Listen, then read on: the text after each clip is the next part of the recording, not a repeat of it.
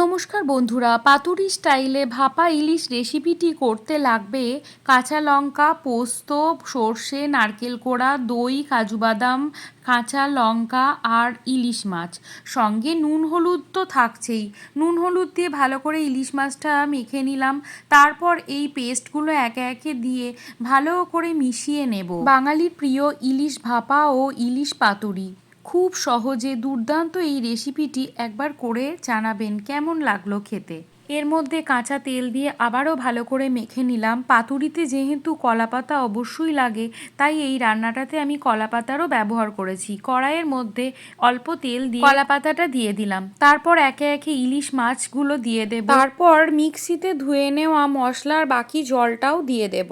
তার উপরে কাঁচা সর্ষের তেল আর কাঁচা লঙ্কা দিয়ে দেব। কলা পাতা উপর থেকে আবার চাপা দিয়ে ভালো করে কড়াইটাকে আমি বন্ধ করে দেব ঢাকা দিয়ে, যাতে ভাপে ভাপে হয়।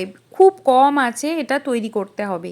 10-15 মিনিট পর গ্যাস অফ করে দেব। তারও 20 মিনিট পর ঢাকা খুললে এই রকম ভাপা প্লাস পাতুরির টেস্টের ইলিশ মাছ রেডি। কলা পাতায় গরম ধোয়াটা ভাতের সাথে এই ইলিশ মাছের পাতুরি কাম ভাপা খেতে অসাধারণ লাগবে।